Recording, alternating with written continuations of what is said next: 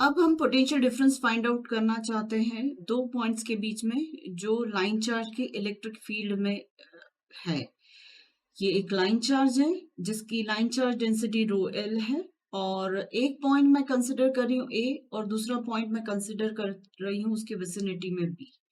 ए का डिस्टेंस जो line charge से है वो रो ए है और बी का जो डिस्टेंस है लाइन चार्ज से वो रो बी है। और नेचुरली मैं यहाँ पर सिलेंड्रिकल कोऑर्डिनेट सिस्टम ही फॉलो करूंगी।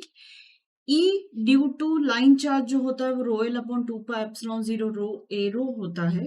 और अगर मैं वोल्टेज या कहना चाहिए पोटेंशियल डिफरेंस का एक्सप्रेशन लेना चाहूँ तो VBA होगा, क्योंकि हम A टू B मूव कर रहे हैं यूनिट पॉजिटिव चार्ज को A और B के बीच का पोटेंशियल डिफरेंस निकालने के लिए, मतलब VBA फाइंड आउट करना चाहती हूँ। और इंटीग्रेशन किसका होगा? E डॉट DL का। E का एक्सप्रेशन तो अभी रो एल अपॉन 2πε0 रो बताया और DL को सिलेंड्रिकल कोऑर्डिनेट सिस्टम में सब्स्टिट्यूट करेंगे तो D rho A rho plus rho D phi A phi plus D Z A Z होगा।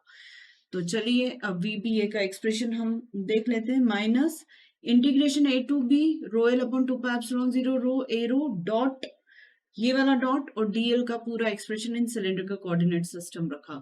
अब एरो यूनिट वेक्टर्स के ही कंपोनेंट्स का मल्टीप्लिकेशन होगा। एरो डॉट ए फाई 0 हो जाएगा, एरो डॉट ए जेड भी 0 हो जाएगा। तो अल्टीमेटली हमारे इंटीग्रेशन के लिए जो एक्सप्रेशन आने वाला है rho L upon 2πε0 rho D rho होगा और लिमिट जो हम सब्सटीट्यूट करेंगे rho A to rho B करेंगे।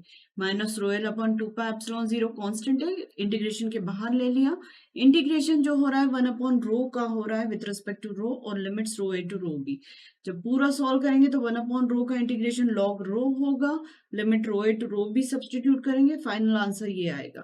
और जब आप चेकआउट करेंगे तो अगर ए टू बी मतलब हम इलेक्ट्रिक फील्ड की डायरेक्शन में मूव कर रहे हैं तो नेचुरली इसका आंसर निगेटिव आएगा।